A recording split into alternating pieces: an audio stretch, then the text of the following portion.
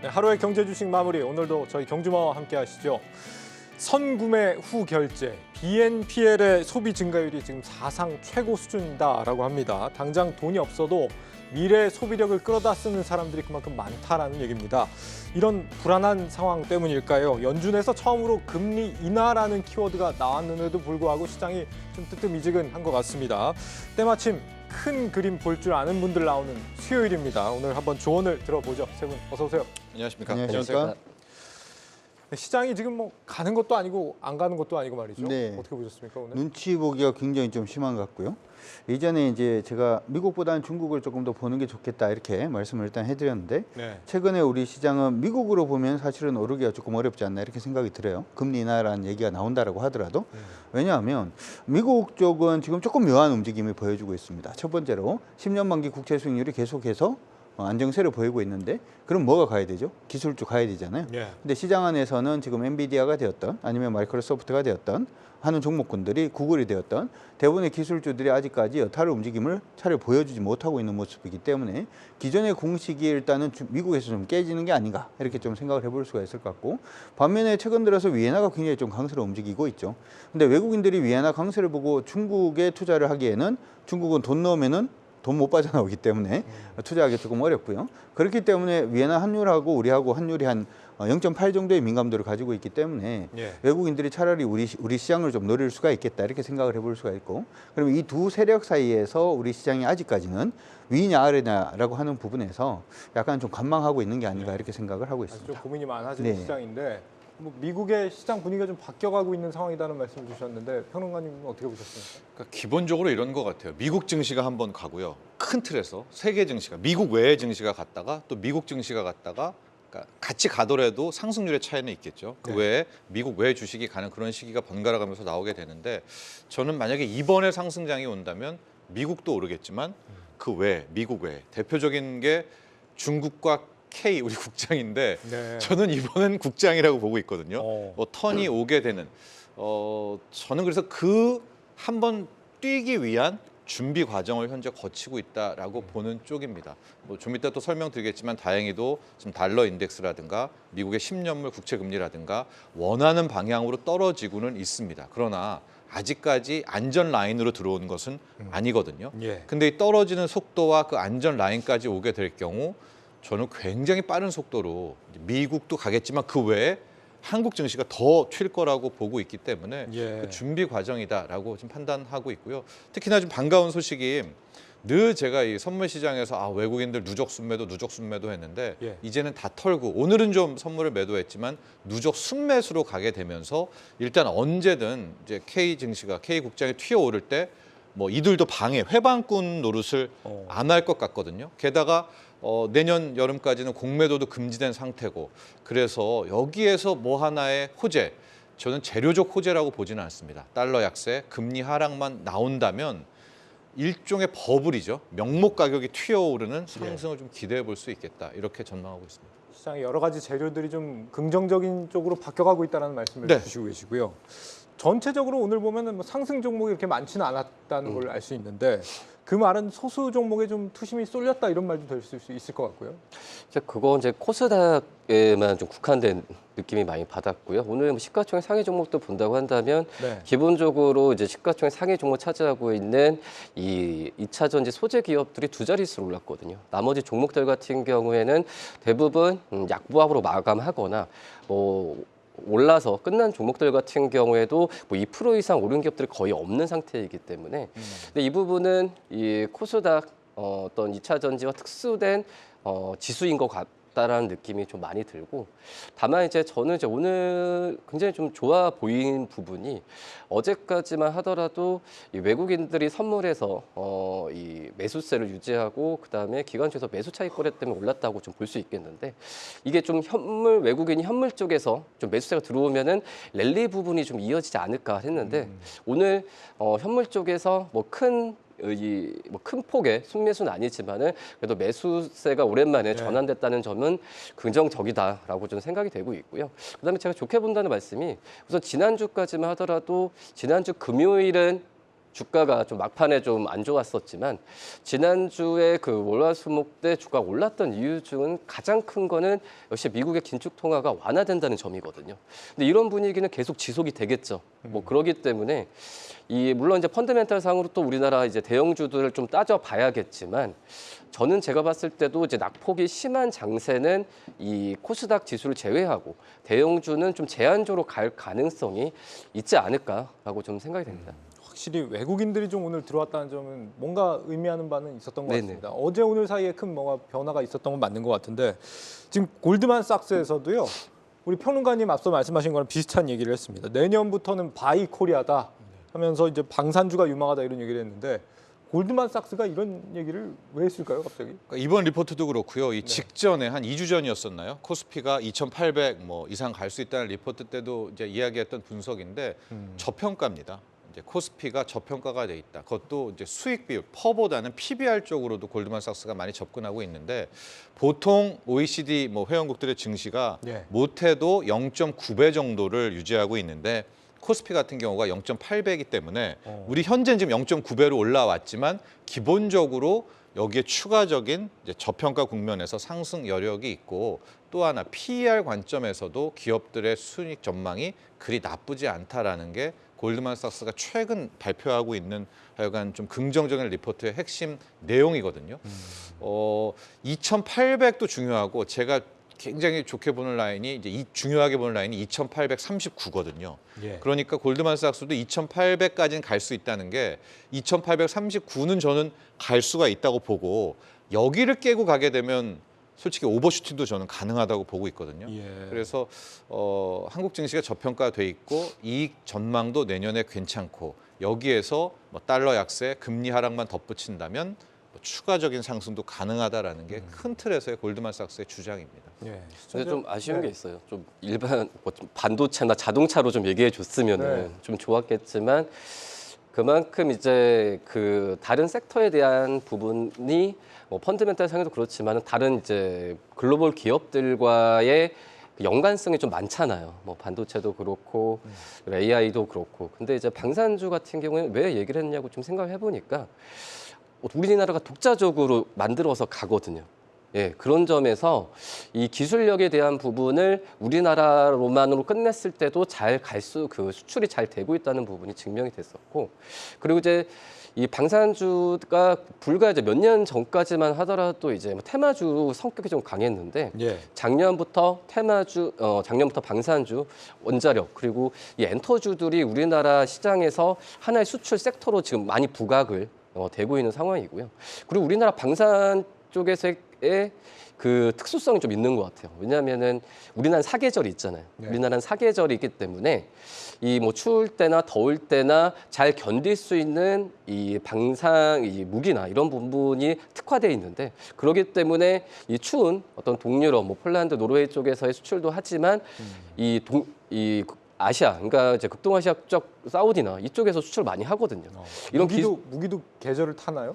그러니까 춥거나 뭐 추울 때거나 또 더울 때도 부식이 될 수도 있는 상황이고 그런 부분을 봤을 때 우리나라 방산 무기에 대한 부분이 제가 봤을 때도 세계적으로 좀 인정을 많이 좀 받고 있지 않나 라고 좀 생각이 좀 됩니다. 예. 우리 김지민님 골드만이 방산주 산 거 아니야? 이렇게 말씀하셨는데 진짜 왜 방산주였을지 혹시 여기에 대해서 어떤 의견이십니까, 강 대표님은? 방산주만 얘기를 한 건 아니고요. 네. 한국 시장에서 반도체 부분도 이익이 일단은 급증할 가능성이 높다 이런 얘기도 일단 하고는 있고 지금 기사에서 이제 방산이라고 그냥 찍어서 얘기를 하니까 일단 방산 쪽에 대한 초점이 더 맞춰져 있는 게 아닌가 이렇게 생각을 해볼 수 있을 것 같습니다.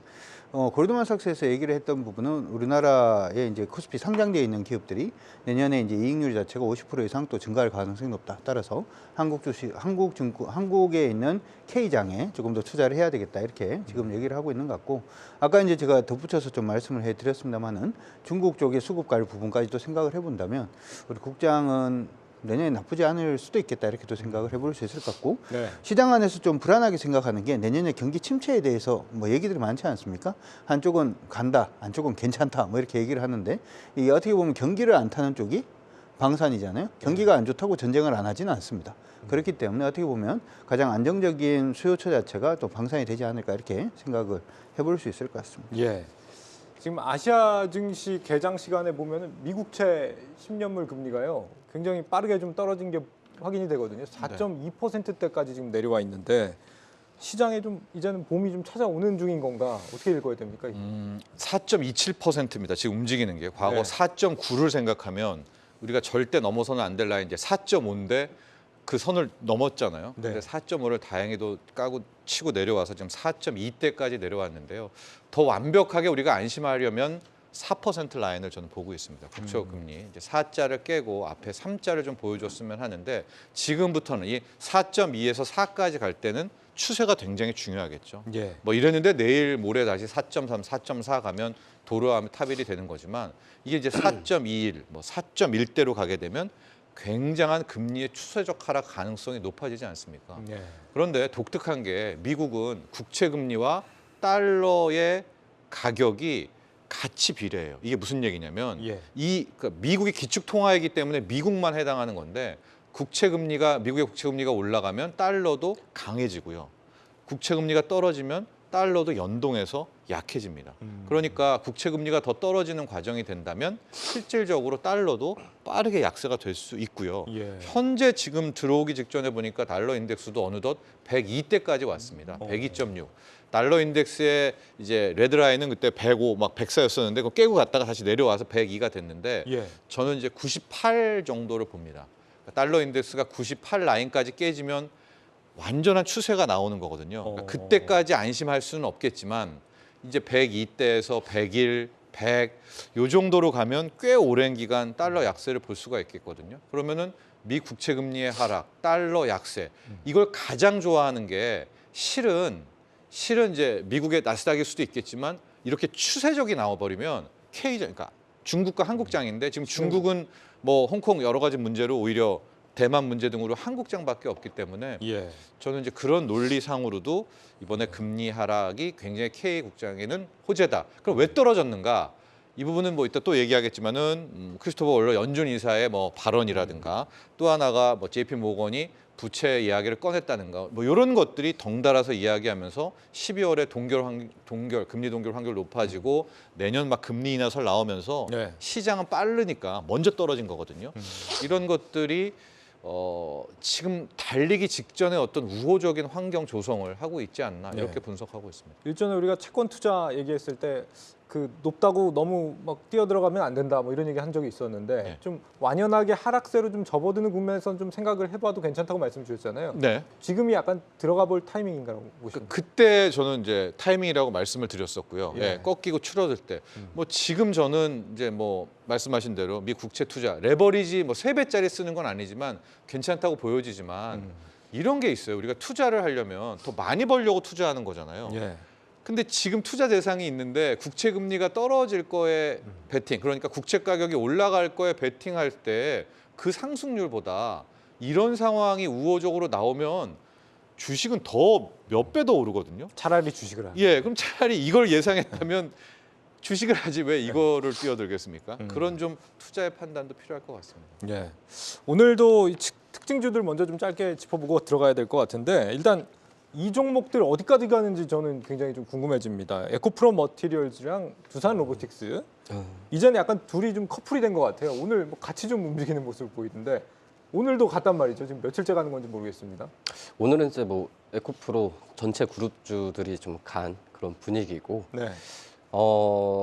근데 참 이것도 다시 한번 이제 수급적인 영역으로 좀 들어가지 않았나 그렇기 때문에 참 말씀드리기도 조심스러운 부분은 맞다라고 좀 생각이 되고 있는데 근데 어떻게 보면 이제 개인 쪽에서 좀 많이 샀잖아요. 네. 그렇기 때문에 그 색깔이 굉장히 좀 그전 에코프로와 좀 비슷한 상황으로 가지 않을까라고 좀 생각이 되고 있고요. 근데 우선 지금 현재 본다고 하더라도 이 실적이나 이 전망치는 변하진 않는 상황이고 변하지 않는 상황이기 때문에 펀더멘탈 상으로 접근을 하는 그러니까 추격 매수나 이런 부분은 자제할 필요가 분명히 있고 상장한 지 지금 7개월 만에 주요 종목으로 됐다는 부분이 저도 처음 보는 상황이라고 좀 생각이 되고 있거든요. 예. 예, 그렇기 때문에 이런 부분은 좀 주의를 좀 해야 되지 않을까라고 좀 생각이 되고 있고요. 뭐 아예 처음 보시는 건 아니잖아요. 우리가 에코프로를 통해 또 봤었던 적이 있잖아요. 상장한 이후에, 상장 이후에. 네, 상장 이후에 이렇게 투자주의 종목이 바로 된 거. 예. 하고 이제 두산 로보틱스도 근데 다르죠. 두산 로보틱스는 이 정부 정책이 나와주면서 뭐 상장한 지도 좀 꽤 됐고 네. 정부 정책이 나와주면서 두산 로보틱스가 어떻게 보면 좀 해외 쪽에서 유일하게 좀 브랜드를 갖고 있는 게 두산 로보틱스이기 때문에 이 로봇주들 중에서 대장주라고 많이 평가를 받고 있거든요. 예. 뭐 그렇기 때문에 두산 로보틱스에 대한 그 상승과 그리고 에코프로 머티와의 상승과는 좀 별개로 좀 나눠서 볼 필요는 분명히 좀 있지 않을까라고 좀 생각이 됩니다. 예. 지금 우리 시청자분들 수급 때문이면은 LNF는 왜 올랐을까? 우리 기승님 이렇게 말씀을 해주셨는데 실제로 오늘 2차 전지주들이 다 오르는 가운데서도 LNF 같은 경우 또 특히 더 강세를 보였거든요. 네. 뭐 대구에 2조 5천억 원 규모 뭐 투자한다 이런 얘기가 있긴 했었는데 네. 어떻게 보고 계십니까? 뭐 지금 2차전지 관련된 종목이 투자 안 한 회사가 어디 있고 그것 때문에 오른다라고 얘기를 하면 오르니까 왜 더 강할까라는 이유를 찾다 보니까 그 네. 이유가 만들어진 게 아닌가 이렇게 생각이 들고요. 가장 쉽게 생각을 하면은 우리 그런 얘기 많이 하잖아요.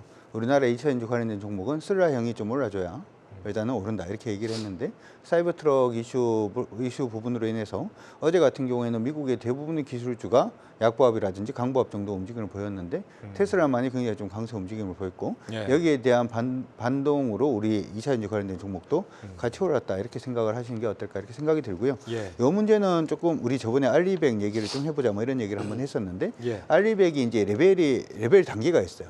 레벨 3단계까지 가면 제품을 만들기 위해서 공장에서 돌리는 이 전기가 신재생이냐 아니냐 이것뿐만 아니라 만들고 난 다음에 옮겨야 될 거잖아요. 예. 이동을 할 때는 그러면은 이게 이산화탄소를 배출하냐 안 하냐 이것도 가거든요. 이산화탄소를 배출 안 하려 그러면 뭐가 필요하죠? 물건을 옮기려고 그러니까 트럭이 필요하죠. 예전에 이제 아마존에서 리비안의 뭐 제품을 얘기를 할 때도 그 소위 말하는 짐차 부분을 자꾸 얘기를 했던 부분도 그런 부분이거든요. 그러니까 사이버 트럭 부분도 어떻게 보면은 알리백을 조금 더 레벨 3를 완성할 수 있는 데에 대한 이슈가 될 수 있는 부분이 아닌가 이렇게 또 생각을 해볼 수가 있기 때문에 오늘은 일단은 좀 많이 오르긴 했습니다만은 테슬라 같은 경우에는 거의 하락하고 있는 추세 근처에 지금 진입을 하고 있기 때문에 예. 향후의 흐름 자체는 조금 더 추이를 살펴볼 필요는 있다 이렇게 정리해드리도록 하겠습니다. 약간 좀 묻혀 있었는데 그 LNF는 어떻게 보면 가장 큰 테슬라 관련 주거든요. 네. 테슬라, LG에너솔루션, 테슬라 이게 바로 이제 항상 이제 2차 전지 쪽에 올해는 좀 많이 에코프로에 묻혀서 이 네. 가는 부분이 좀 많이 묻혔지만 테슬라와 그냥 실제적으로 연결된 부분의 종목이 바로 이제 LNF라고 좀 볼 수 있고요. 뭐 그렇기 때문에 좀 약간 테슬라 관련주로서 2차 전지 다 좋다 이런 것보다도 만약 관련돼서 실적에 대한 기대감을 가져가려면은 LNF를 한번 좀 보셔도 나쁘지 않다 말씀드립니다. 이 테슬라 사이버 트럭은 이제 내일 출시가 되잖아요. 예. 보면 뭐 투자자들이 굉장히 많이 주목을 하고 계시긴 한데 가격이 어떻게 나와줄까 여기에 좀 관심들이 높은 것 같습니다. 일단 뭐 외신에서는 좀 혹평이 나오고 있습니다. 벌써부터 뭐 스테인리스 스틸이라는 소재를 쓰다 보니까 이 차가 총알은 막을 수 있어도 비용이 이게 만만치 않은데 가격이 이게 괜찮겠느냐 이런 지적을 하는 것 같더라고요. 어떻게 보고 있어요?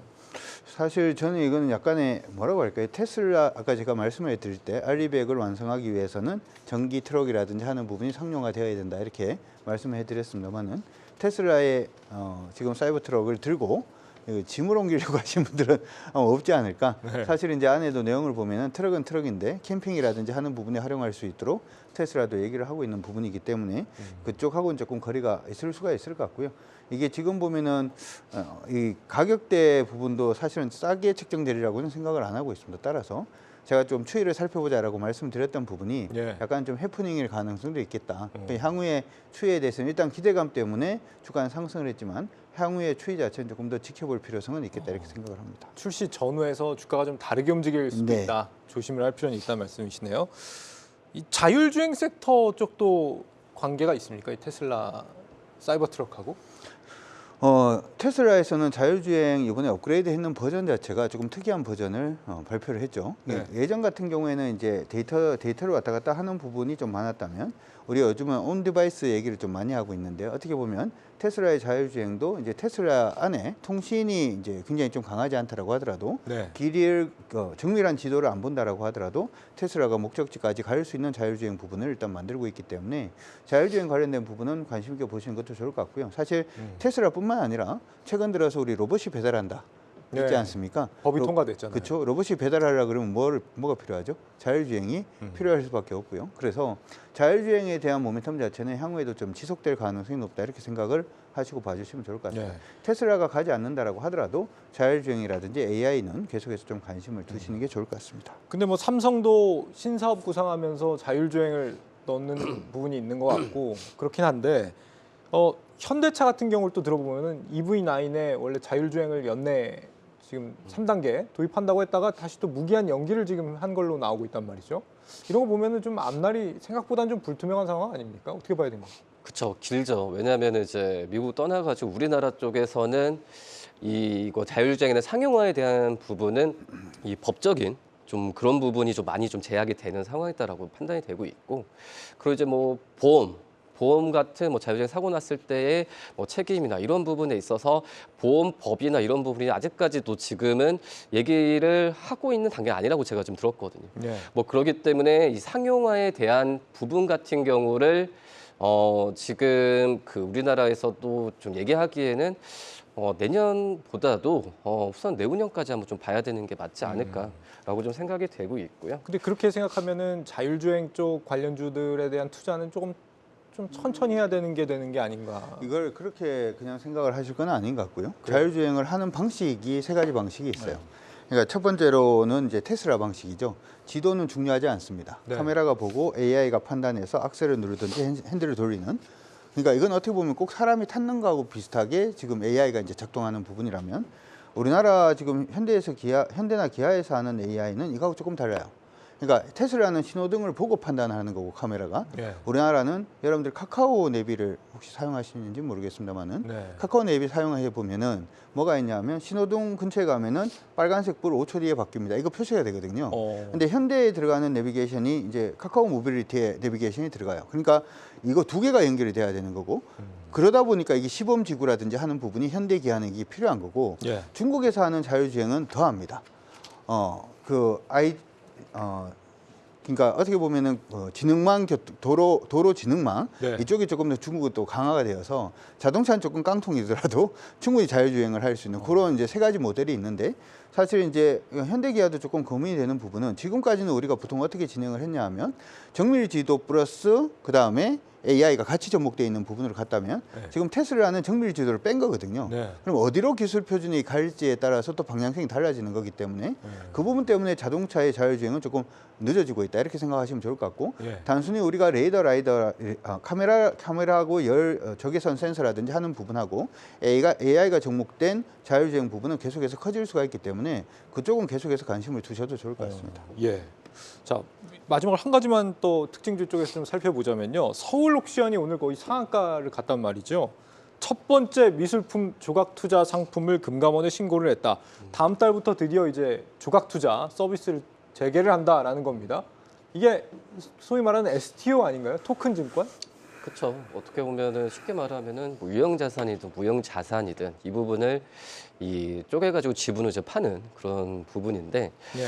근데 이제 토큰 이제 증권 같은 경우에는 그 전에 코인 또 블록체인 이게 나왔을 때 이 증권사들 같은 경우도 추진을 좀 많이 했었던 그런 상황인데, 뭐 지금 이게 경기가 안 좋으면서 그런 부분을 일단 좀 보류를 하고 있는 그런 상황인데, 결국은 이제 필요할 수밖에 없는 그런 섹터가 바로 이제 토큰 증권이라고 좀 할 수 있겠고요. 예. 뭐 그러니까 일반적으로 증권회사가 어떤 기업들을 발행을 했을 때 뭐 기업들에 대한 뭐 실사 그리고 뭐 증권거래소 그리고 이런 부분 다 승인에 대한 부분이 기간이 몇 년이 좀 걸리거든요. 근데 이번 서울옥션이 STO를 신청한 걸 봤을 때는 정말 그 간편한 상황으로 좀 가고 있고, 예. 그리고 말씀드렸듯이 어떤 자산의 어떤 일반적으로 저 사람일 수도 있어요. 제가 저에 대해서 어떤 가치가 높아지고 있을 때 저를 누가 사는 게 아니라 저에 대한 지분을 또 이게 따로따로 이렇게 나눠서 투자를 할 수 있는 그런 개념이라고 좀 볼 수 있어서 이런 부분은 언젠가는 좀 가야 되는 게 지금은 트렌드이지 않을까라고 좀 생각이 되고 있고 다만 이제 이거에 대한 이제 뭐 서울 옥션도 그렇고 뭐 갤럭시아 머니트리도 그렇고 이 본업이 좀 받쳐줘야 되지 이거에 대한 어떤 실적이 당장 지금 시작되는 단계이기 때문에 이거에 대한 실적이 바로 잡히는 부분에 좀 시간이 걸리거든요. 네. 그렇기 때문에 오늘 상한가까지 갔는데 이거에 대해서 좀 큰 의미를 두는 것보다도 내일 한번 또 다시 한번 이 종목들을 좀 살펴볼 필요가 있지 않을까? 그 기관들이 서울 옥션 대거 매수했던데 이게 돈이 된다고 보십니까? 우리가 미술품을 왜 사나요? 저는 안 사서 네. 집에 이제 전시할 때나 사죠. 뭐. 우리가 이제 미술품 사는 이유는 사실은 또 솔직히 생각을 해보면 탈세고 증여세 부분을 좀 줄이기 위함 뭐 네. 그런 부분이 좀 많죠. 사실은 이제 서울 옥션이 됐던 대부분 미술품 시장 자체는 그런 부분에서 일단 커진다 이렇게 봐줄 수가 있는데 특히 우리가 이제 토큰이라든지 하는 부분, 이게 암호화폐하고 연결된 NFT가 되었던 이런 쪽은 사실 그거에 대한 특정 가치를 얼마다라고 얘기하기가 일반 미술품보다는 조금 더 쉬울 수가 있고요. 따라서 이제 미술품 시장, 경매 시장에서는 그런 시장이 계속해서 커질 수 있다라고 생각을 하는 것 같습니다. 그런 부분들이 일단 있기 때문에 기관들 같은 경우에도 장기적으로 봤을 때 이 시장이 어차피 우리 아날로그 시장을 대체한다라고 판단을 하고 있는 것 같고요. 예. 여기 한 가지 더 생각을 해보면 최근 들어서 갤럭시와 머니터리도 굉장히 많이 오르고 있고요. 예. 게임주들도 좀 많이 오르고 있는데 게임주 중에서 가장 먼저 오른 게 위메이드가 가장 먼저 올랐어요. 예. 위메이드라고 생각을 해보면 바로 암호화폐라든지 하는 부분하고 연동이 되어 있는 부분이고 여기에 더 앞서서 생각을 해보면 최근 들어서 이제 비트코인이라든지 암호화폐 시장이 먼저 올랐기 때문에 어떻게 보면 수급상으로 보면은 이게 연동돼서 같이 움직이는 섹터 중에서 가장 마지막에 지금 서울 옥션이 오르고 있다 이렇게 생각하시면 좋을 것 같고 투자 포인트 자체는 비트코인하고 이더리움의 추세 자체가 꺾이지 않는 한 트레이딩은 충분히 가능하다 이렇게 정리하도록 하겠습니다. 알겠습니다. 자, 그리고 이제 평론가님의 시간이 왔습니다. 지금 미 연준에서 뭐 대표적인 매파라고 분류되는 인사잖아요. 크리스토퍼 월러 여사가 금리 인하라는 용어를 사실상 직접적으로 이렇게 처음 언급을 한 게 아닌가 하는 생각도 드는데, 예. 그러니까 인플레가 몇 달간 개선이 된다면 그 추세만으로도 정책 금리를 인하할 수 있다. 네. 물가 상승률이 목표치 2%에 도달하지 않더라도 떨어지는 것만 확인이 되면 금리를 낮출 수 있다 이런 얘기 아닌가요? 그렇습니다. 우리가 보통 비둘기파가 비둘기 발언하고요. 예. 매파가 매파 발언하면 그러려니 하죠. 그런데 비둘기파가 매파 발언을 했을 때, 또 매파가 비둘기파적인 발언을 했을 때가 시장의 주목을 받고 시장도 거기에 많이 반응을 하게 되는데요. 말씀하신 대로 월러 이사는 대표적인 매파고요.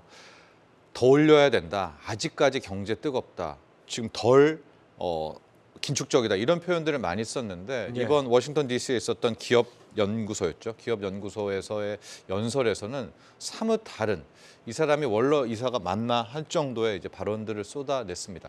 핵심은 충분하다 이 말로 표현될 수 있을 것 같아요. 예. 현재 금리 수준 또 지금까지 해왔던 긴축 정책의 수준이 충분하다. 그리고 현재 그동안 좀 원했던 경제 둔화가 발견되고 있다. 이렇게 상황이라면 실질적으로 인플레이션을 2%대까지 되돌릴 수 있는 그런 확신을 갖게 하고 있다.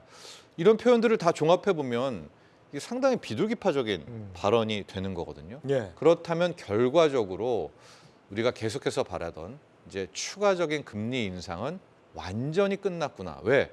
원래 이사까지도 이런 정도의 생각을 갖고 있다면 그럼 우리가 그 다음 기다릴 수 있는 거는 뭐 하나의 트리거만입니다. 당장 12월 초에 나오는 비농업 부분 고용지표에서 뭐 하나 고용만 조금 깨지는 듯한 모습이 보인다면 이제 완전히 시장은 금리 동결도 아닙니다. 아예 이제 내년 2분기도 아니라 1분기 금리 인하까지 나오게 되고 그때가 아마 금리가 미국 10년물 국채 금리가 4%가 깨지는 타이밍인가 아닌가 싶은데 예. 저는 그런 차원에서 간밤에 있었던 월러 이사의 발언이 일단 토대는 마련했다. 그런데 그 다음에 우리가 확인해 볼 경제 지표가 필요하잖아요. 예. 그게 뭘까? 오는 그게 30일에 PC 물가도 있지만 네. 계속 파월 의장이 말한 건 고용이었으니까 물가는 그러려니 하겠죠. 뭐 PC 물가가 또 한 3.5 정도 나오면 그러려니 물론 좋습니다. 예. 3.7에서 3.5. 근데 더 제가 바라고 많은 시장이 이제 진짜 됐다. 이제 금리 인상은 진짜 없다. 하고 금리 인하도 이제 1분기야. 만약에 1분기에 금리 인하를 치면 연내 4번도 돼요. 예, 그런 상황까지 올 수 있기 때문에 토대는 마련이 됐고요. 중요한 것은 뭐 이걸 바라면 안 되겠지만 미국의 뭐 하나 경제 지표가 예. 꺾이는 거 저는 고용에서 좀 꺾였으면 하는 그런 바람을 가지고 있습니다. 그러면 지금 그런 기대감들이 굉장히 많이 막 이렇게 시장에서 분출되고 있어야 될 것 같단 말이죠. 네.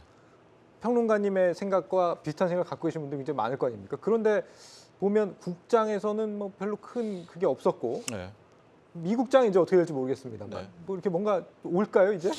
저도 되게 놀라는 부분이고 네. 우리 지지난주였었나요? 대신증권의 문 위원기 나왔을 때도 나중에 이제 얘기했을 때도 그런데 저는 실은 금리가 이제는 뭐 그게 뭐 몇 년간의 하락 추세는 아니지만 예. 상당한 하락기에 돌입할 거라고 보는 쪽인데 제가 이렇게 만나는 이런 뭐 유명하신 경제 전문가 분들이나 유명하신 경제 유튜버 분들을 만나면 그런 생각은 전혀 안 가시더라고요. 오히려 금리 인상의 시기, 아니, 그러니까 고금리의 시기가 더 이어질 거라고 많이 생각을 갖고 또 예. 그렇게 설파하고 계시기 때문에 제가 소수설이구나 아직은 그런 생각을 하고 있습니다. 그러니까 예. 우리 이근영 앵커가 이야기한 대로 이런 생각을 갖고 계신 분이 그리 많지는 않은 것 같아요. 예. 제 생각에도. 우리 시청자분들 약간 궁금해하시는 게 경기 침체가 온다는 의미로 미 국채 금리가 떨어지는 게 아니냐. 그러니까 맞습니다. 미 국채 금리가 떨어진다는 건 경기 침체를 의미하는 건데 그러면 주가가 잘 갈 수 있을까? 여기에 대한 의문을 품으시는 분들이 좀 계십니다. 네. 근데 뭐 과거에도 보시면 알겠지만 금리가 이제 떨어지기 시작할 때요. 네. 이 앞단에서 일종의 그 경기 침체냐 아니냐 이거 헷갈리는 이 부분에 일종의 자산 버블이 좀 많이 나와요. 네, 그러니까 이게 딱 그렇지만 않다고 쳐도 가령 공식으로 쳐서 지금 뭐 4.27이잖아요. 네. 이게 향후 2%까지 떨어진다라고 쳤을 때 자산 가격 특히 주식 시장을 보면 한 4.27에서 뭐 이건 레벨은 뭐 말씀드린 한 3.5까지 금리가 떨어지는 요 라인에서는 네. 이게 경기 침체 때문에 떨어지는데 오히려 시장은 이걸 빌미로 해서 한번 랠리를 칩니다. 그러니까 제가 계속해서 말씀드리지만은 맞습니다. 우리 많이 지적하신 대로 금리가 떨어진다는 거는 경기 침체인 거고 이게 그럼 주식이 뭐야 할 텐데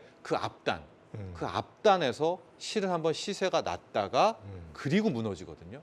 그러니까 그 앞단을 먹어야지 그 앞단에서 그 수익을 못 챙기면 예. 그 다음 부분에서 많이 놓치는 경우가 많이 있어서 그래서 이제 10년물 국채금리 얘기를 그동안 예. 많이 해왔던 겁니다. 앞단에 좀 우리가 기대를 걸어볼 필요가 있겠다는 생각이 드는데 이미 또 너무 높아져 있는 종목들도 있는 것 같긴 하거든요. 연말에 산타랠리 어떻게 전망을 하시는지. 가능은 하지 않을까 이렇게 저도. 가능은 하다. 예, 예. 이게 이제 금리 제가 요즘 조금 애매한 게 원래는 이제 그렇죠. 미국의 달러 인덱스가 강세를 보이면 미국 국채 매입량 자체가 줄어들고 예. 미국의 달러 인덱스가 약세로 보이면은 미국의 국채 매입량 자체가 증가하고 하는 부분은 일단 있는데 최근에 이제 미국의 국채가 떨어지는 부분을 보면서 조금 의아한 부분은 일단 있습니다. 왜냐하면 국채 금리가 떨어진다는 얘기는 국채 가격이 오른다는 거잖아요. 네. 국채 가격이 오른다라는 것은 갑자기 누군가 국채를 지금 사고 있다는 건데 실질적으로 최근 들어서 국채 그 입찰이 들어오는 부분을 보면은 그다지 높지가 않거든요. 그러면 기존의 국채를 누군가 사고 있기 때문에 10년 만기 국채 수익률이 지금 오르고 있다라는 얘기가 되겠죠. 그러면 두 가지 부분으로 생각을 할 수가 있는데 하나는 외국에서 갑자기 사고 있다. 이렇게 되면 미국 국채를 사기 위해서는 미국 달러를 사야 되잖아요. 자국의 통화를 팔고. 예. 그러면은 단기적으로 봤을 때는 미국의 달러 인덱스가 강세로 가는 모습이 일단 보여야 되는데 그거 안 나온단 말이죠. 그러면은 미국의 국채를 사기 위한 자금이 들어오는 것보다도 더 많이 미국에서 자금 자체가 해외로 빠져나간다라고 생각을 하면 달러 인덱스가 약세로 가는 게 맞거든요. 이 얘기로 들어보면 미국의 경제, 주식 시장 자체가 약간 좀 애매하다 이렇게도 볼 수가 있을 것 같고 예. 두 번째로는 환율 부분을 건드리지 않고 설명을 하려 그러면은 미국 주식에 들어가 있는 자금 자체가 그 자금이 빠져나와서 미국 채권을 사고 있다 이런 얘기가 되는 거기 때문에 그러면 또 미국 시장이 약간 좀 애매할 수 있다 이런 얘기가 되는 거죠. 그렇기 때문에 좀 애매한 부분은 사실 좀 있고 경기가 향후에 침체라든지 좀 둔화된다라고 하는 부분의 우려들도 일단 있습니다만은 아까 말씀해 주신 게 그게 저는 굉장히 의미가 있다고 생각을 해요. 마지막에 버블이 보통 생기는 경우가 많고 예. 나중에 보면 아시겠습니다만은 경기가 침체가 와서 마지막 금리 인하를 계속 하다가 마지막 금리 인하를 하고 시장이 바로 턴하냐 하면 바로 턴 안 하거든요. 보통 2, 3개월 있다가 턴하는 경우가 많아요. 그러니까 그때는 금리 인하할 때 마지막은 시장이 굉장히 침체기로 들어갈 가능성이 높고 금리가 인상되고 마지막 기에는 보통 버블이 생길 가능성이 일단 있기 때문에 예. 제가 생각할 때는 좀 많이 위험하다라고 생각은 듭니다만은 12월까지는 우리 산타 할아버지까지는 그래도 한 번은 좀 단기 트레이딩. 예, 기회가 좀 오지는 않을까 이렇게 생각을 한번 해봅니다. 지금 증권가에서 보면은 2,600 고 이상 기대하는 거는 좀 12월엔 좀 섣부르다 이런 맞아요. 관점으로 많이들 말씀하시던데요. 근데 뭐 삼성전자 가면은 뭐 2,600선도 돌파를 할 수도 있겠지만, 근데 이제 앞서서 이제 평론가님 말씀하셨듯이 올해 그 좀 마무리되는 시점에서 예. 수익을 보신 분들의 특징이 그런 게, 우선 그 올해 이제 2분기 이후부터 주가가 떨어졌을 때는 전부 다 손해를 보셨거든요. 근데 뭐 2차 전지 얘기하는 건 뭐하지만 올해 상반기 때 2, 3월 때 시장이 좋았을 때 그때 이익을 많이 보신 분들은 토탈로 그 연간으로 통합해 보면 결국은 수익을 많이 보셨던 그런 상황이니까, 예. 지금 현재 이런 분위기 속에서 2,600선을 돌파하고 또 종목별 뭐 순환매 장세가 좀 들어왔을 때 수익을 좀 확실히 좀 챙기시는 전략이 낫다라고 좀 생각이 되고 있고요. 그다음에 이제 뭐 연착륙이나 여러 가지 부분에 있어서 이제 버블에 대한 부분이 떨어졌을 때는 그때는 어쩔 수 없어요. 그것도 예상하는 부분에 있어서 뭐 갑자기 또 현금화를 한다 이런 부분도 굉장히 힘들고요. 하지만 진짜 그 수익을 보신 분들은 장이 좋았을 때 확실하게 베팅을 하시는 분들이시거든요. 예. 그러니까 베팅이라는 말보다도 그런 부분을 좀 그 몇 년 동안 좀 지켜보면서 투자하시는 게 제일 맞지 않을까 생각이 됩니다. 예. 근데 돈이 몰려가는 쪽은 확실히 있는 것 같아요. 아까 이제 우리가 보통 시장에서는 반도체 아니면 그냥 2차전지 얘기들만 굉장히 많이 합니다만은 예. 알고 보면 건설 중에서 HDC 현대산업개발 엄청 많이 올랐습니다.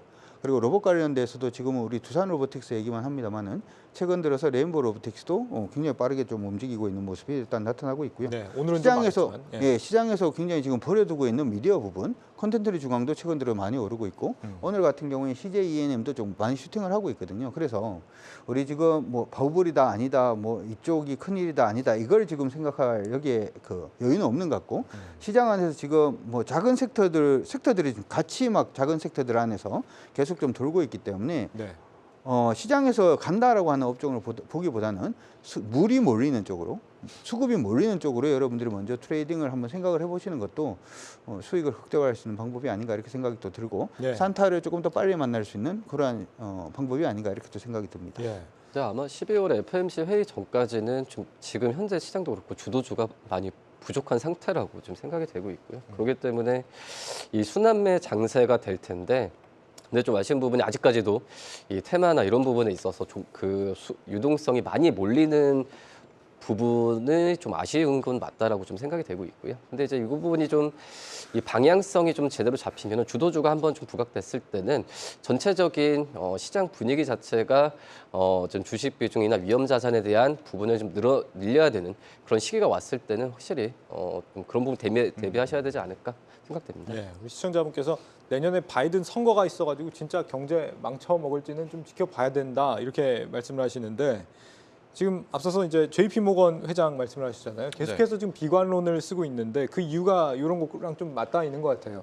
정부 지출이 너무 많아서 부채가 계속 막 이렇게 찍어내다 보니까 물가가 과연 잡히겠어? 뭐 이런 얘기들을 하는 것 같더라고요. 네. 이런 부분은 어떻게 보십니까? 그러니까 여러 가지 포석이라고 볼 수 있을 텐데, 제이미 다이먼 같은 경우에는 국채 금리가 뭐 거의 5% 이상, 6%, 7%의 고금리를 예상을 했었고 강달러 국면도 이제 예상을 했었던 그런 사람인데, 최근에 정반대 현상이 나오니까 여기에 대한 해석도 필요하지 않습니까? 예. 그거에 대한 이유로 미국의 부채 33조 달러가 넘습니다. 미국의 국가 부채가 4경 원이 넘는, 정말 그야말로 미국의 사경을 헤매고 있다. 뭐 이런 표현이 맞을 것 같은데, 이런 상황이 됐다. 그럼 왜 이렇게 늘어났느냐 봤더니 네. 코로나도 그렇고 그동안에 위기 때마다 돈 찍어내서 그런 거다. 이제 그걸 이제 슈거 하이라는 표현도 썼더라고요. 그냥 달달한 달콤한 걸로 이제 한 거고요.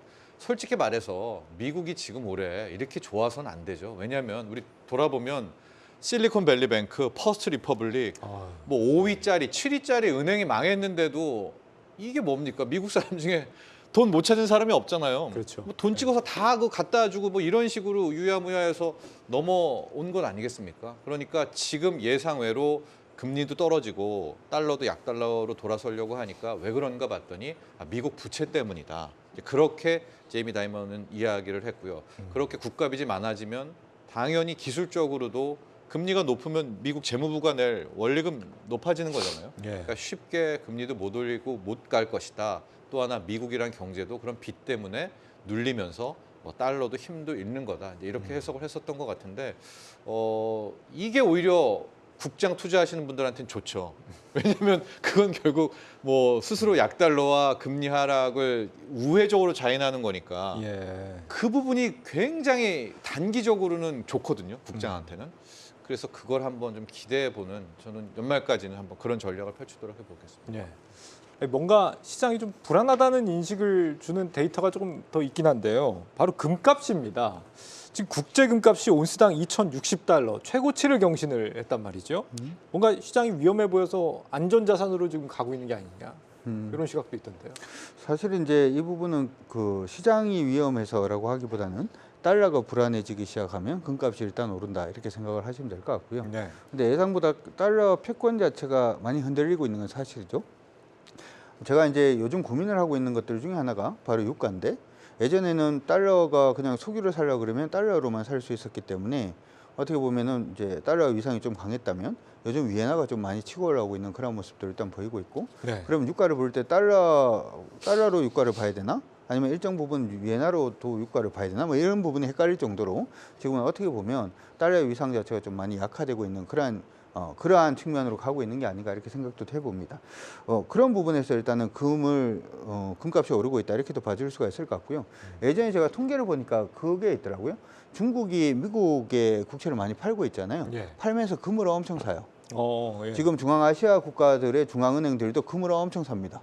왜냐하면 중국의 위엔화 같은 경우에는 그러면은 달러를 안 가지고 있으면 뭘로 위엔화의 가치를 측정할 수 있을까를 생각을 해보면 사실은 금밖에 없다 이렇게도 봐줄 수가 있을 것 같고 이전 경우에 경기가 좀 침체가 되었던 리만 사태 한번 생각을 해보면 달러의 국채가 굉장히 좀 애매해졌잖아요 위치 자체가. 그래서 중국이 돈도 많이 날리던 그러한 시국이 일단 있었는데 그때도 어떻게 보면은 금을 가지고 있었으면 그 부분을 일정 부분은 케어할 수 있는 부분이었기 때문에 금 수요 자체가 단순히 개인들뿐만 아니라 각국 중앙은행에서 금 수요가 좀 많이 증가하고 있는 모습이고 이로 인해서 금값은 오르고 있는데 상당 기간 계속 이러한 부분은 완만하게나마 지속될 가능성이 높지 않을까 싶습니다. 한국은행은 금을 안 사는 것 같긴 하더라고요. 네. 생각해보면 이제 금이 오르니까 안전자산 수요 이게 아니잖아요. 비트코인도 같이 오르잖아요. 네. 그렇기 때문에 안전자산 수요가 아니라 그냥 말씀하셨듯이 미국에 대한 뭐 달러 이거에 대한 신뢰도가 좀 깨지면서 좀 가는 것으로 좀 생각이 되고 있고 그러니까 금 가격 자체가 오른다는 게 마냥 어떤 좋은 게 아니라 좀 미국의 경기에 대한 불안감을 좀 내포한다고 좀 생각이 되고 있거든요. 그래서 금 가격이 올랐을 때 어떤 이 뭐 달러 인데스 하락하고 이런 부분에 있어서 좋아할 건 아니지 않나. 지금 시장에서도 얘기하는 게 뭐 금리 인하나 이런 긴축이 완화된다고 하더라도 이제 미국 경착륙에 대해서 지금 관망하는 분위기가 좀 나와주고 있거든요. 그런 부분이 이제 금값이 올랐 부분도 좀 약간 좀 비슷하지 않나라고 좀 생각이 듭니다. 저는 이제 금도 금인데 좀 퀘스천 마크가 은이 예. 너무 못 가요.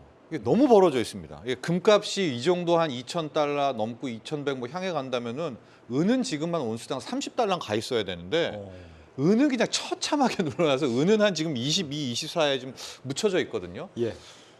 그 아까 제이미 다이먼 얘기를 했는데 지금 은을 어마어마하게 최근 한 10년, 12년 동안 사 모은 것이 실물 은을 JP 모건입니다. 예. 그러니까 JP 모건은 왜 이렇게 은을 사서 쟁이는지는 알 수는 없지만 지금 금을 혹시 접근하신다면 은을 오히려 차라리 같이 가는. 왜냐하면 지금 너무 벌어져 있거든요. 저 은 가격이. 아직 안 오른. 예, 은을. 상대적으로 이렇게 금은비가 벌어진 적이 있었나 할 정도인데 그래서 이제 금은 모두 달러 대항마입니다. 예, 달러가 약세라는 거에 베팅하면서 금과 은을 이제 갖게 되는 이제 그런 추이기 때문에 결과적으로 저는 이제 은도 주목해야 된다. 은도 이런 주목해야 말씀을, 된다. 예, 저는 금. 드립니다. 금값이 지금보다 더 오를 수 있다고 보세요. 네, 저는 최고치인데도. 더 갈 수 있다고 생각하고요. 네. 예전에 우리가 이제 그 옛날로 돌아가면은 우리가 금이 이제 현금으로 바꿔준다라고 했던 게 금본이제, 네. 은을 바꿔준다라고 했던 게 은본이제, 두 개를 다 이제 혼용하는 데가 복본이제 이렇게 많이 나누었는데 결국에는 은본이제 하던 부분이나 복본이제 하던 나라들이 대부분 금본이제로 계속 바꿨다라는 생각을 하면 저는 그냥 금으로 갈랍니다. 네. 저는 은입니다. 두 분 다 맞았으면 좋겠네요. 네. 이민청 관련주들 요즘 좀 꿈틀대는 것 같습니다. 외국인 노동력을 공급하는 뭐 이런 내용을 담고 있는 것 같아요. 이민청 설립 계획이 올해 안에 법무부에서 계획을 좀 내놓는다 이런 것 때문인데 요것 관련해서 지금 뭐 좀 투자 포인트를 미리 좀 잡아보거나 할 수 있는 게 있습니까? 우선 지금 저출산 뭐 이런 부분은 글쎄요, 한국 사회적 문제이긴 한데, 근데 주가적인 측면에서 본다고 한다면 당연히 정부 정책이 나와야 주가가 가는 부분이고, 아니면은 그 어떤 이 관련 주들이 그렇게 실적이 폭발적으로 는 기업들이 많이 없거든요. 네. 그렇기 때문에 이 뭐 저출산이나 또 이제 뭐 지방에 대한 우려감 이런 부분에 있어서 뭐 오늘 이제 관련 주들이 뭐 S세계물산도 그렇고 이제 어떤 그 지역 그린벨트와 관련된 기업 그 땅을 가지고 있는 기업들이 많이 올라갔었거든요. 그런 기업들이 근데 이 상승폭이 굉장히 좀 컸어요. 뭐 그렇기 때문에 지금 제가 앞서서 말씀드렸다시피 또 이제 코스닥 시장 같은 경우가 조금 이런 테마가 몰렸을 때 유동성이 강하게 좀 몰리는 부분이 좀 아쉬웠다라고 좀 말씀을 드려서, 그러니까 이런 종목들에 대한 부분은 이 정부 정책이 나왔을 때 변동에 대한 트레이딩 관점으로 단기 트레이딩 관점으로 접근하시면 되겠지만 예. 중장기적인 관점으로 들어가시는 거는 좀 아니지 않나라고 생각이 듭니다. 아니, 오늘도 보니까 출산율이 또 역대 최저 찍은 것 같더라고요. 0.7. 근데 이 저출산하고 로봇주가 또 관련이 된다 그래서 네. 그 로봇주가 최근에 혹시 상승한 게 이런 거 하고 맞닿아 있는 건 아닌가 이런 생각도 들더라고요. 일단은 정부가 정책적으로 우리나라가 사실은 저출산이 문제가 아니고 저출산이 돼서 이제 파생되는 문제들이 있죠. 우리나라 잠재 경제 성장률이 미국보다 못하거든요.